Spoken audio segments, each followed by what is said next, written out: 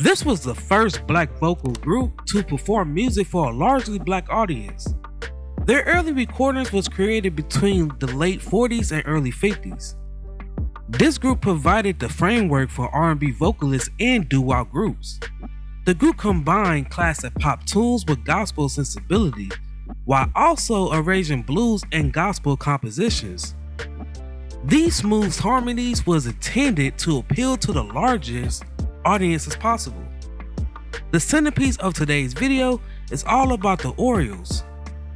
Now, before we start, let's be sure to leave a like on the video, subscribe to the channel, and push that notification bell to be sure you won't miss out on any more uploads. Now, without further ado, let's cue that intro.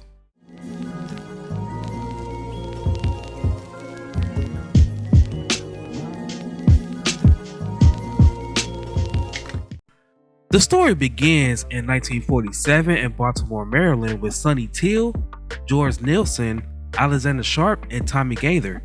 The quartet was known as the Vibranaires. Deborah Chasler was the group's songwriter and manager. In April of 1948, the group acquired bass vocalist Richard Williams, with whom they participated on Arthur Godfrey's radio talent show in New York City. After this appearance, Williams was officially replaced by Johnny Reed, which resulted into the group's most notable lineup. The group's participation on Godfrey's show earned them a contract with International Records, which was a subsidiary label of WBPTV Records. At this moment, the group decided to alter their name to reflect where they was from, and they decided to name themselves the Orioles, after their state bird. Now, with this name change, the group set a trend of bird names, which many other groups followed, including the Cardinals, the Crows, and the Flamingos, to mention a few. In July of 1948, the group recorded a song that was written by their manager called "It's Too Soon to Know." Does she love me? This song sold over 30,000 copies its first week, making it one of the very first black songs to break into the mainstreams. The Ravens, Ella Fitzgerald, and Dinah Washington all performed versions of this song. This song was so popular that it allowed the group to tour and sign a new deal, this time with WBPTV Records. The group's next single was released in 1949 with "Tell Me So."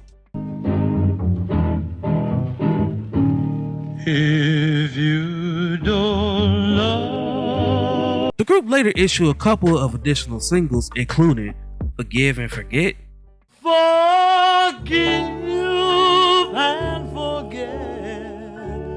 How much longer? and "Lonely Christmas." Just won't be a holiday. Now, while performing, this group was so phenomenal with the audience, especially with the ladies, that girls, they would shout, faint, and even seek to approach their dream guy, Sonny Till. With the group's performance, along with the group producing vocal music with no orchestra and relying on Tommy Gaither's guitar and Johnny Reed's bass, they really separated themselves from other groups such as the Mills Brothers and Delta Rhythm Boys.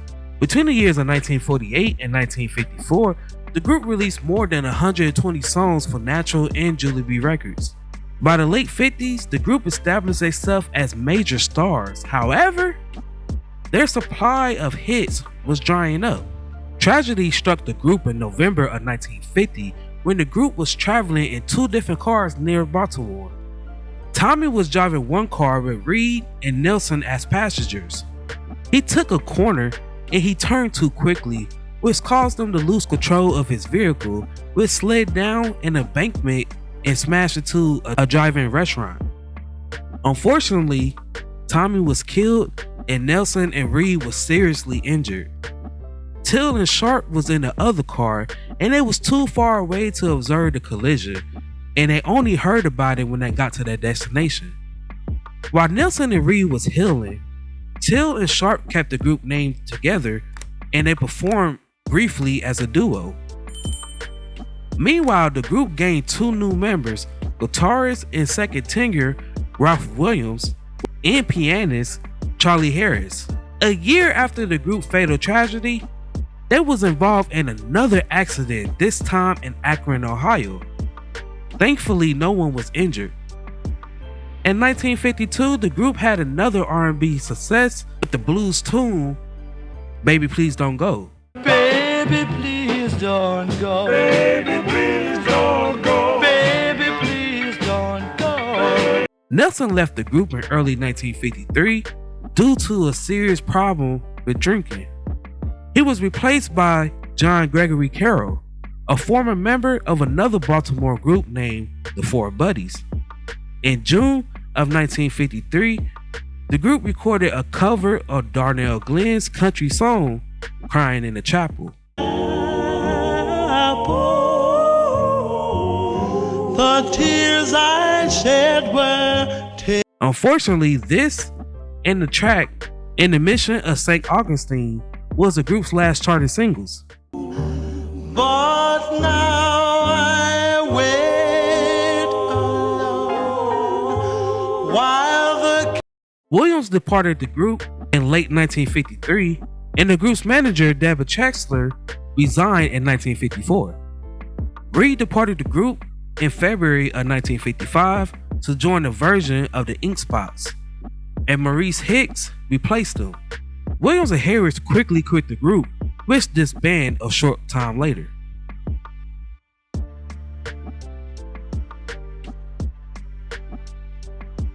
Till became interested in another group called the Ringles. Till liked the group's modern-day harmony approach, and the group's songs that was already recorded were rearranged to match the Orioles style. The group included members like Tex Cornelius, Diz Russell, Jerry Holman, Billy Adams, and pianist Paul Griffin, and of course, Sonny Till.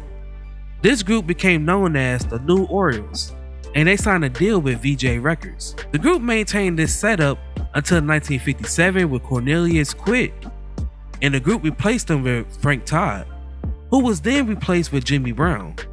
This lineup lasted until 1959 when Holman departed the group and Russell discovered that Sonny Carr was repossessed. At this moment, they knew their career was done.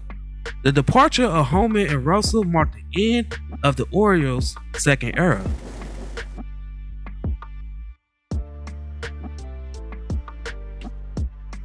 Till recorded briefly as a solo performer before forming the third group of the Orioles. This time he formed it with Delton McCall, Billy Taylor, and Darryl Gregory. This incarnation of the group was signed to Charlie Parker Records. Gregory departed the group a few years later and was replaced by Lawrence Joyner. Now, this third edition of the group disbanded in the mid-60s.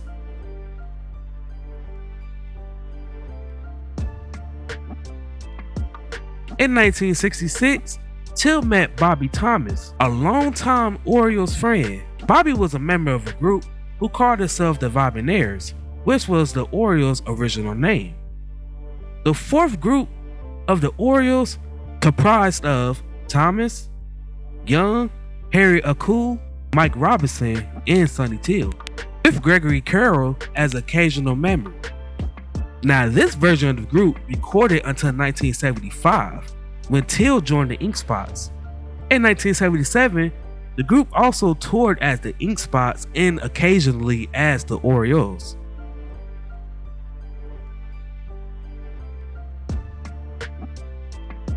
That same year, Till founded the Orioles' 5th edition with former members Diz Russell, Jerry Holman from the second version, Billy Taylor from the third version, and Eddie Palmer will occasionally appear with the group. Now, this version remained with each other until 1981 when Sonny Till sadly passed away from a heart attack at the age of 53. Johnny Reed passed away in June of 2005. Bobby Thomas passed away on May 3rd, 2012 at the age of 77. John Gregory Carroll passed away on January 25th, 2013. Diz Russell passed away on November 16th, 2016 at the age of 83. Dwight Datcher passed away on November 23rd, 2019, and Skip Mahoney passed away on March 20th, 2020. In 1995, the original members of the Orioles was inducted into the Rock and Roll Hall of Fame. And in 1998, the group was also inducted into the Vocal Group Hall of Fame. Now, before we head up out of here, I have a question for you guys. What is your favorite song from the Orioles?